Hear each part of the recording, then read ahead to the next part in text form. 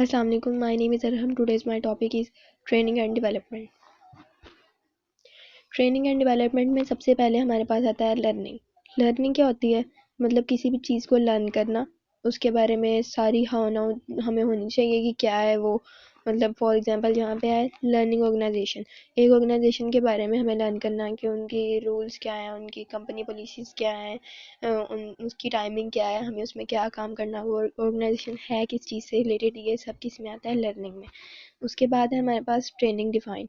हमारे पास ट्रेनिंग क्या होती है? ट्रेनिंग किस तरह से की जाएगी और हमें किस तरह से ट्रेनिंग देनी होगी, ये सारी ट्रेनिंग डिफाइंड में आती हैं। उसके बाद आते हैं हमारे पास चैलेंजेस इन ट्रेनिंग। ट्रेनिंग के अंदर जो हमारे पास चैलेंजेस आते हैं वो क्या होते हैं? इस ट्रेनिंग द सोल्यूशन, ट्रेनिंग क्या ट्रेनिंग सोल्यूशन है? Are the goals clear and realistic. इसमें हमारे पास ये सब कुछ होना चाहिए जो ये पॉइंट्स अभी मैं रीड कर रही हूँ। Are the goals clear and realistic, जो हमारे पास गोल्स है वो क्लियर और रियलिस्टिक हैं भी है या नहीं? इस ट्रेनिंग का गुड इन्वेस्टमेंट, कि ट्रेनिंग एक गुड इन्वेस्टमेंट हो सकती है या नहीं? मतलब जो हम ट्रेनिंग पे खर्च कर रहे हैं वो एक इन्वेस्टमेंट गुड है या हमारी इन्वेस्टमेंट ज़ाया ही जा रही है? विल ट्रेनिंग वर्क, जो ट्रेनिंग हम कर रहे हैं एक ऑर्गेनाइजेशन के अंदर वो काम भी कर रही है या नहीं? उसके बाद हमारे पास आते हैं ट्रेनिंग प्रोसेसेस।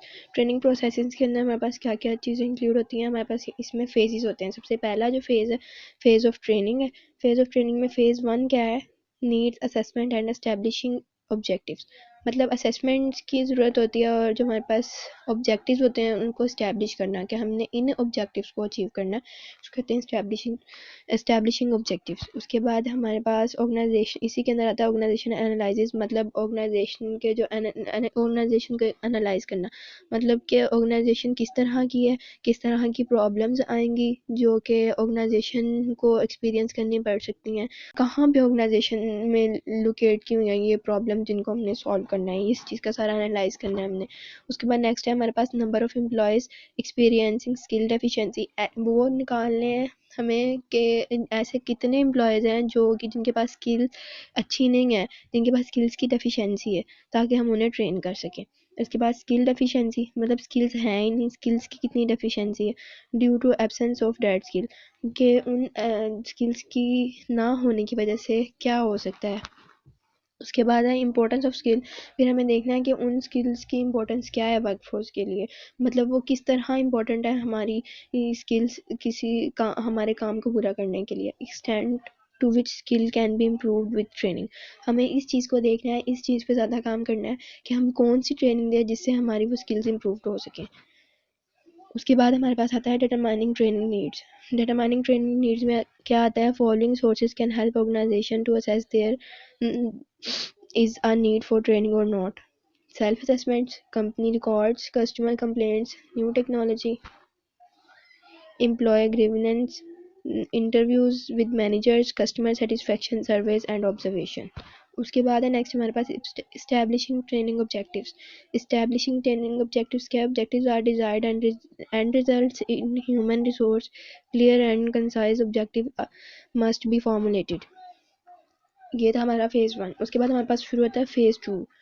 फेज़ 2 क्या आता है? Delivering the training. ट्रेनिंग को डिलीवर करना। पहले हमने देखा कि ट्रेनिंग करनी क्या है, मतलब हमारे पास क्या ऑर्गेनाइजेशन के अंदर जितने भी एम्प्लॉयज़ हैं उनमें कौन कौन सी स्किल्स नहीं है, कौन कौन सी स्किल्स को इम्प्रूव करने की ज़रूरत है, और जो स्किल्स इम्प्रूव करनी है उसके लिए क्या ट्रेनिंग्स की ज़रूरत हो सकती है, कौन सी ट्रेनिंग्स हमको करनी है। उसके बाद नेक्स्ट हमारे पास जो सेकेंड फेज़ है उसमें हम ट्रेनिंग को डिलीवर करते हैं। इसमें क्या होता है? ट्रेनिंग को डिलीवर करने में, सबसे पहले हमारे पास आता है लोकेशन ऑप्शंस। जो लोकेशन ऑप्शन है उसमें दो तरह की आते हैं इसमें एस्पेक्ट्स, वो है on the job end of the job. On the job क्या है? Training is at the actual work site using the actual work equipment. मतलब ऑर्गेनाइजेशन के थ्रू एक जगह है, एक कंपनी है जहाँ पे बिल्डअप, वहाँ पे ही रहकर एक ऑर्गेनाइजेशन के अंदर ही रहकर ट्रेनिंग देना, ऑर्गेनाइजेशन साइट वर्क साइट के अंदर ही ट्रेनिंग देना, और उधर जो भी इक्विपमेंट्स एंड रिसोर्सेज हैं उसके थ्रू ही ट्रेनिंग देना। ये on the job location option में ऑन द जॉब है, और ऑफ द जॉब क्या है? Training away from the actual work site. जो हमारे पास एक्चुअल वर्क साइट है, मतलब ऑर्गेनाइजेशन से दूर कहीं भी, उधर हमें नहीं देनी ट्रेनिंग, मतलब ऑर्गेनाइजेशन के अंदर ट्रेनिंग नहीं देनी। जो हमारे पास एक्चुअल वर्क साइट ऑर्गेनाइजेशन ही होगी ना, उसके अंदर हमें ट्रेनिंग नहीं देनी, मतलब उससे कहीं दूर देनी है, कहीं और देनी है। Training is at a training facility design specially for training. Training کسی ایسی جگہ پہ دینی ہے جو کہ ٹریننگ کے لیے ڈیزائن کی گئی ہو. مطلب کافی بار ایسا ہوتا ہے کہ ٹریننگ کے لیے الگ جگہ ہوتی ہیں، پھر اس کے بعد ورک آؤٹ کرنے کے لیے اس پہ الگ جگہ ہوتی ہیں.